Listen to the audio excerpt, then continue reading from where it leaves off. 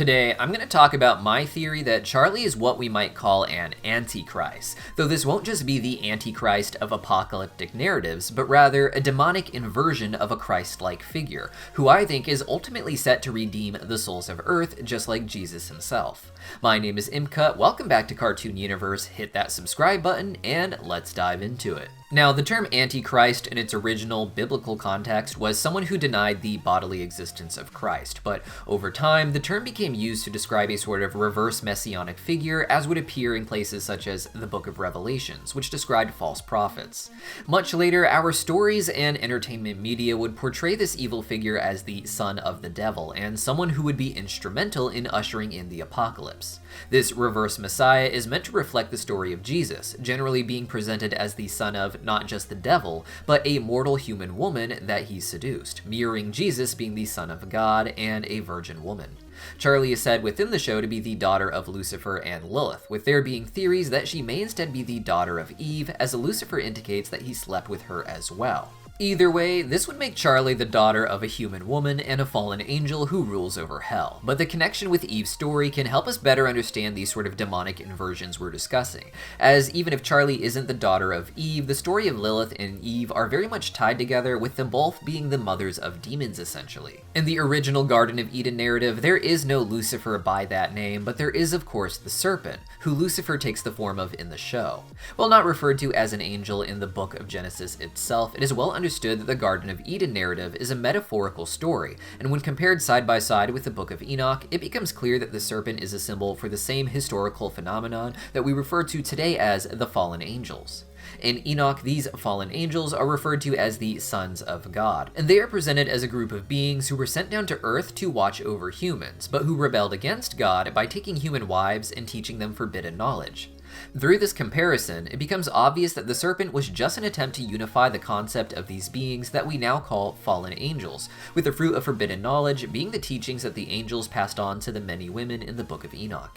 In Hazbin Hotel, thus, it is Lucifer the angel who gives Eve that knowledge, and not a simple serpent. And like in Enoch, the Garden of Eden narrative does actually imply that the serpent impregnated Eve, just like the angels did with the wives they took in the Book of Enoch, leading to a race of beings called the Nephilim, or Fallen Ones. In the actual Eden narrative, God states that there will be enmity between the seed of the serpent and the seed of Eve, as a sort of cyclical ongoing battle between their descendants. However, the serpent isn't mentioned again in the Book of Genesis, and instead the next chapter shows the enmity between the lines of Cain, Eve's first son, and Abel, her second son. Cain kills Abel, and Seth had to be born to replace him, with there being further conflicts between the line of Cain and the line of Seth, including the implication of intermarrying. The Cain and Abel narrative, before being attached to the Garden of Eden story and the other books of Genesis, was likely an independent story commenting on the same fallen angel narrative that we see in their other myths. But unlike the Book of Enoch, which portrayed this tribe as divine, and the Garden of Eden story, which portrayed them as a singular serpent,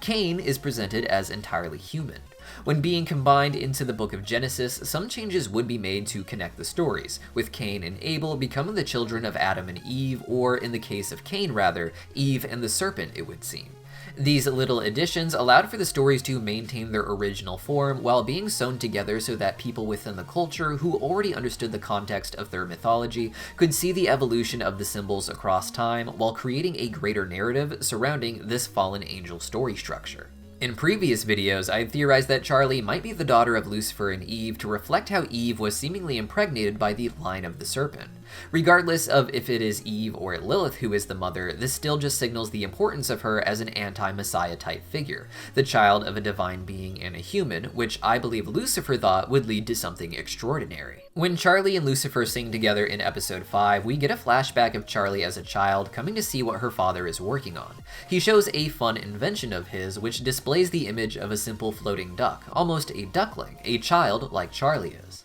Charlie and Lucifer sing about how Charlie would go there and be enthralled with the stories Lucifer would tell her, stories she would later indicate inspired her to start the hotel. During this, we would see the bird spin around and, while still retaining some duck-like features as Lucifer loves his rubber ducks, looks more like a phoenix, and a six-winged seraph at that. Seraphim are generally seen as a high class of angels who are given 6 wings in particular in Hazbin Hotel to help us identify Sarah, Emily, and Lucifer as the Seraph class in the hierarchy. It was Lucifer's stories of what life could be and trying to change the world for the better that made Charlie want to start her hotel and end the extermination, and these stories seem to allude to how Lucifer's effect on Earth could have led to the birth of an even greater existence, something that starts small like a duckling, but rises and grows into something that the universe itself revolves around.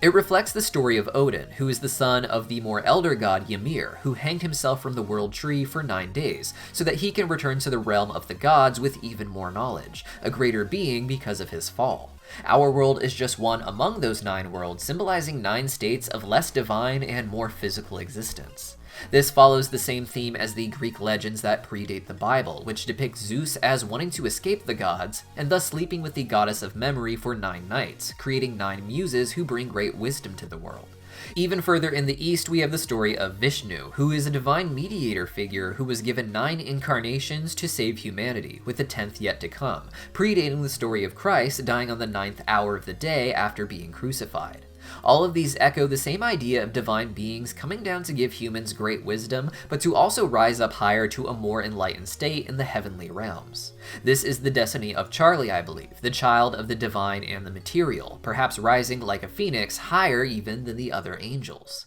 Like Jesus Christ, however, Charlie doesn't seem to simply be fated to rise out of nothingness into her greater form, but seems to be setting herself up to die for the sins of her father and really humanity as a whole. An interesting part of the Jesus narratives are the small bits that describe Jesus as rescuing the souls that are trapped between life and death. This wasn't explicitly described as hell, but later writings that are not canon to the Bible show that the culture definitely perceived it as such, with Jesus descending into hell to confront the devil and rescue the patriarchs. This mirrored Jesus' life on Earth, his descent into death representing how the material world is death for a divine being, Earth being hell for the Christ figure. He came down here to rescue us just as he rescued those who were trapped in hell, emphasizing how, without his sacrifice, we would not escape the tortures of the mortal realm. In my opinion, the New Testament hints at this being a redemptive act for the people affected by the fallen angels who gave them forbidden knowledge, and with it, original sin. Charlie is thus the Christ figure in that she is the child of a divine being and mortal who has made it into the depths of hell, where she intends to rescue as many souls trapped there as possible and bring them back to heaven. This is why I think Jesus is alluded to, but not specifically portrayed in the show. While some people want to think that he is the real Son of God simply hiding in the background of the show, for him to match the story of his existence would not fit well within the story of Hazbin Hotel, where Charlie essentially is playing the role of Jesus. I very much believe that while things are looking perhaps more positive for the hotel now that Charlie has proven that redemption is possible through Serpentius, things will take a darker turn as the series progresses, and that at some point, Charlie will have to put her own life on the line in order to save everyone else. While this will likely be a dark and climactic moment, I expect her, like the Phoenix Duck, to rise higher from this, making Charlie's attempt to make up for her father's mistakes